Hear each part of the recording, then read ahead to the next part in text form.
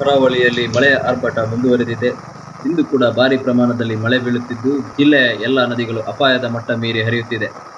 ಕಳೆದ 5 ದಿನಗಳಿಂದ ಎಡೆಬಿಡದೆ ಸುರಿಯುತ್ತಿರುವ ಮಳೆಗೆ ದಕ್ಷಿಣ ಕನ್ನಡ ಜಿಲ್ಲೆಯ ನೇತ್ರಾವತಿ ನದಿ ಉಕ್ಕಿ ಹರಿಯುತ್ತಿದೆ. ಜಿಲ್ಲೆಯ ಜೀವನದಿ ಎಂದು ಕರೆಯಲಾಗುವ ನೇತ್ರಾವತಿ ಉಗ್ರರೂಪ ತಾಳಿ ಅಪಾಯದ ಮಟ್ಟ ಮೀರಿ ಹರಿಯುತ್ತಿದ್ದಾಳೆ. ಈ ಪರಿಣಾಮ ಬಂಟ್ವಾಳ ಸೇರಿದಂತೆ ನದಿ ಪ್ರದೇಶದ ಮನೆಗಳಿಗೆ ನೀರು ನುಗ್ಗಿದೆ. ಮುಂಜಾನೆಯಿಂದಲೇ ದಕ್ಷಿಣ ಕನ್ನಡ ಜಿಲ್ಲೆಯಾದ್ಯಂತ ಭಾರೀ ಮಳೆ ಸುರಿಯುತ್ತಿದ್ದು, ಜನಜೀವನ ಅಸ್ತವ್ಯಸ್ತಗೊಂಡಿದೆ. ಬಂಟ್ವಾಳದ ಬಟ್ಟಕಟ್ಟೆ ಮೀನು ಮಾರ್ಕೆಟ್, ಬಸ್ ತಂಗುದಾಣ, ಆಲಡ್ಕ, ಜಕ್ರೆಬೆಟ್ಟು, ಬಸ್ತಿಪಡಪು ಬಳಿ ಕೇಂದ್ರ ಮಾಜಿ ಸಚಿವ ಹಾಗೂ ಕಾಂಗ್ರೆಸ್ ಹಿರಿಯ ಮುಖಂಡ ಬಿ. ಜನಾರ್ದನ ಪೂಜಾರಿ ಅವರ ಮನೆಗೂ ನೇತ್ರಾವತಿ ನದಿ ನೀರು ನುಗ್ಗಿದ್ದು, ಅವರನ್ನು ಎನ್ಡಿಆರ್ಎಫ್ ತಂಡ ಸುರಕ್ಷಿತ ಸ್ಥಳಕ್ಕೆ ಸ್ಥಳಾಂತರಿಸಿದೆ. ನದಿ ನೀರು ಜನವಸತಿ ಪ್ರದೇಶಗಳಿಗೆ ನುಗ್ಗಿರುವ ಹಿನ್ನೆಲೆಯಲ್ಲಿ ಬಂಟ್ವಾಳದಲ್ಲಿ 100ಕ್ಕೂ ಅಧಿಕ ಮನೆಗಳು ಜಲಾವೃತಗೊಂಡಿದೆ. ತಡರಾತ್ರಿ ನೇತ್ರಾವತಿ ನೀರಿನ ಮಟ್ಟ 11 ಮೀಟರ್ ಮುಟ್ಟಿದ್ದು, ನದಿ ತೀರದ 58 ಮನೆಗಳು ಜಲಾವೃತಗೊಂಡಿದ್ದವು. ಬೆಳ್ತಂಗಡಿ ಸಹಿತ ಘಟ್ಟ ಪ್ರದೇಶಗಳಲ್ಲಿ ಇಂದು ಭಾರೀ ಮಳೆಯಾಗುತ್ತಿರುವ ಪರಿಣಾಮ ತಾಲೂಕಿನ ಕೆಲ ಪ್ರದೇಶಗಳಿಗೆ ನೆರೆ ನೀರು ನುಗ್ಗಿದೆ.